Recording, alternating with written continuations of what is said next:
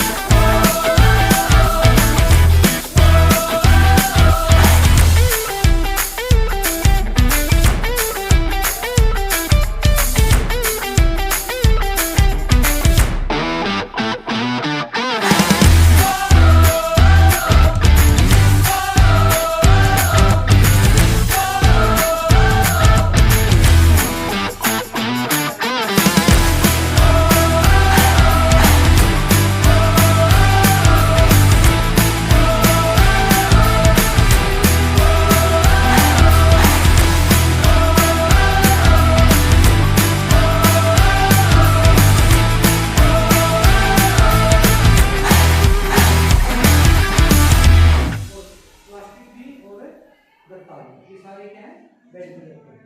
अब जैसे मैं विद्युत परिपथ के बारे में देखा होगा कि क्या होता है विद्युत परिपथ, कैसे काम करता है। हाँ, ये सारे बने बनाएंगे, ठीक है। अब इसमें आप क्या करेंगे कि मुझे पंखा चलाना है तो क्या चीज चाहिए मेरे पास है?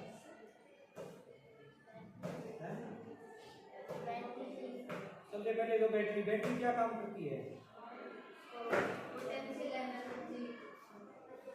जो वास्तव में एनर्जी का सोर्स है वो बैटरी होती है।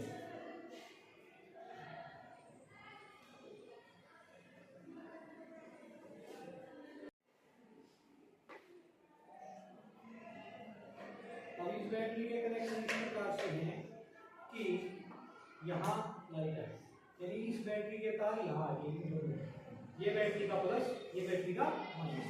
पंखा चलाना है तो पंखा तो देखो बदल तो हुआ है लेकिन चलेगा नहीं, क्योंकि जब तक विद्युत परिपथ पूरा नहीं होगा तब तक काम नहीं होगा।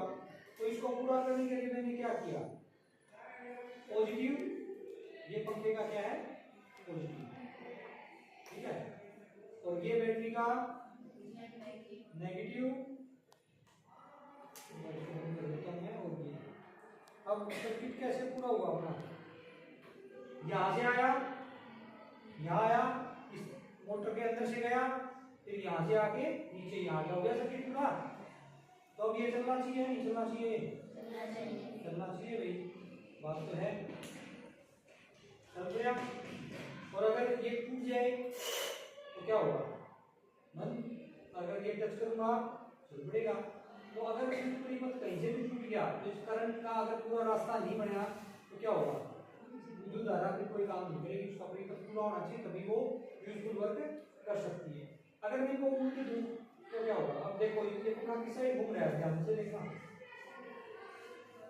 किस साइड घूम रहा है, क्लॉकवाइज घूम रहा है। अगर इसको पलट दें तो क्या होगा, अब मैं विद्युत धारा की दिशा बदल गई, उल्टा हो गया ना। तो विद्युत धारा की दिशा बदलने से आप जब जैसे पंखा होगी, ये प्रतिरोध कौन सा है, ये प्रतिरोध है, बीच में प्रतिरोध आ गया। अब मैं क्या करूंगा, यहाँ से जो इसका तार है मुझे एक तार और लगाना पड़ेगा, यहाँ तो यहाँ लगा दिया, और एक दूसरा तार लेके मैंने क्या किया, जो इसका, क्योंकि मैं सब तरफ उल्टे कर रहा हूँ, ये वाला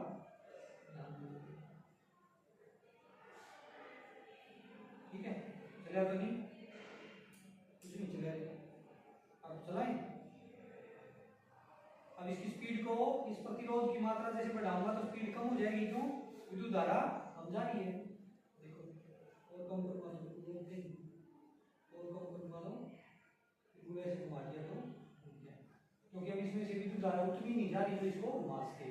इस साइड घुमाऊंगा तो प्रतिरोध कम कर रहा हूँ, जैसे ही कम होगा प्रतिरोध पंखा चल पड़ेगा। आपके रेगुलेटर जो ये पंखे का होता है वो यही होता है, उनमें कुछ नहीं होता।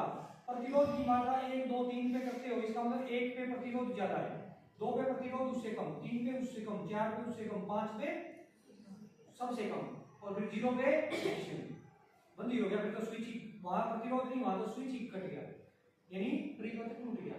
तो कुछ समझ में आया कि कैसे काम करते? चार है दिख रही है, यहाँ आ जाओ।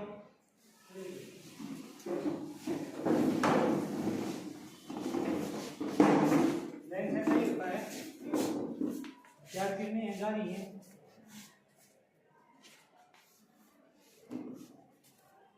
मिली नहीं मिली, जैसे तुम देखते हो रियल में, तो पीछे करो तो क्या होगा, क्योंकि आगे जाके मिलेंगी, यहाँ आगे आगे ब्राइटनेस कम होगी, लाइट जाती है ना तो उसकी रोशनी कम हो जाती है। अगर ये अंधेरा हो ना पूरा तो फिर आगे जाके मिलती हुई दिखेंगी, ठीक है।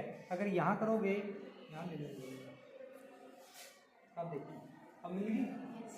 और अगर हमारे पास कोई दूसरी चीज़ हो, जैसे ऐसा भी आता है केमिस्ट्री में आता है, इस तरह जिस तरह का कलर होगा आप चश्मे लगाते हैं, इसमें क्यों हुआ? क्योंकि इसने बाकी रोशनी तो अब्जॉर्ब कर ली, और एक उस कलर की जिसका ये कलर है वो आगे जाएगी, तो इसका कलर लगभग कैसा हो गया, वैसा ही होगा। अगर अब हम ऐसा करना चाहेंगे इसमें कि भाई जैसे ये ट्रायंगल टाइप का हो तो इसका क्या होगा भाई,